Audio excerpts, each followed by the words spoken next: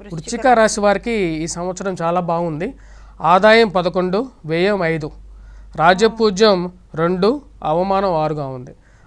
అవమానాలు రాజపూజ్యాలకు కొంచెం తేడా ఉంది. ఎందుకంటే ఇక్కడ మనకు రాజపూజ్యం 2గాను అవమానం ఎక్కువగా ఉంది. కానీ ఆదాయం చూసుకున్నట్లయితే ఈ రాశి వారికి 11గా ఉంది. ఆదాయం మంచిగా ఉంది. మరి అదే విధంగా వ్యయం 5గా ఉంది అన్నమాట. అరే ఇంకేంది స్వామి, మస్తు ఖర్చు దాచి పెట్టుకోవచ్చు. ఈ సంవత్సరం వృశ్చిక రాశి వారికి అనుకున్న దానికన్నా బాగా లాభపడతారు. గురువు భాగ్యస్థానంలో భాగ్యంలో ఉన్నాడు.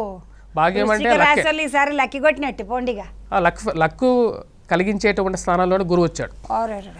అది కూడా ఉచ్చ స్థానంలో ఉన్నాడు. ఇంకేముంది, ఈ సంవత్సరం ఈ రాశి వారికి వ్యాపార పరంగా అనుకూలంగా ఉంటుంది, ఆరోగ్యపరంగా అనుకూలంగా ఉంటుంది. అదేవిధంగా చతుర్థంలో ఉన్నటువంటి రాహు కూడా వచ్చేటప్పటికి డిసెంబర్ 5వ తారీఖున తృతీయంలోకి వస్తున్నాడు.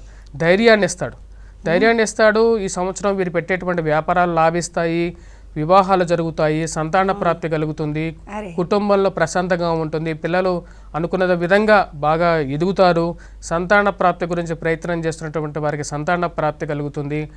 అన్ని విధాలుగా వచ్చేటప్పటికి ఈ సంవత్సరం చాలా అనుకూలించేటువంటి ఒక రాశి వృశ్చిక రాశి. వృశ్చిక రాశి వారికి ఉద్యోగపరంగా కూడా ప్రమోషన్ ఉంటుంది. ఈ సంవత్సరం విదేశం పోవాలనుకున్నటువంటి వారికి విదేశం పొందగలుగుతారు. ఈ సంవత్సరం విద్యార్థులకు కూడా చాలా అనుకూలమైనటువంటి స్థానంలో ఉన్నటువంటి గురువు పూర్తి యోగకారుడు. ఈ సంవత్సరం వాళ్ళు అనుకున్నటువంటి రాజకీయంగా కూడా ఈ సంవత్సరం పదవి ఎవరైతే వెయిట్ చేస్తున్నారో రాజకీయంగా వారికి ఈ సంవత్సరం పదవి అనేది పొందగలుగుతారు.